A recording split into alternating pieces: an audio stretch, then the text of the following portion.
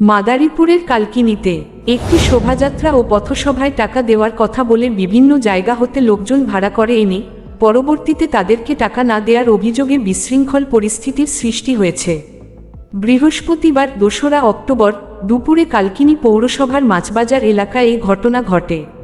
জানা যায়, বিএনপির ব্যানারে রেজাউল করিম নামের এক ব্যক্তি মাদারীপুর ৩ আসনের বিভিন্ন এলাকায় বৃহস্পতিবার সকাল হতে শোভাযাত্রা ও পথসভা করেন।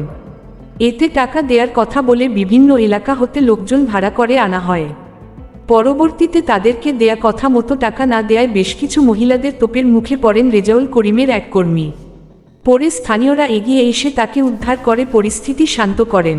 পথসভায় আসা একাধিক নারী বলেন, আমাদের টাকা দেওয়ার কথা বলে এনে এখন টাকা দিচ্ছে না।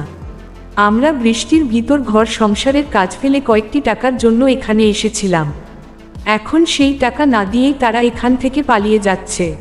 দর্শক, নিত্য নতুন বাংলা সংবাদ পেতে এখনই সাবস্ক্রাইব করুন আমাদের এই চ্যানেলটি। ধন্যবাদ আপনাদেরকে।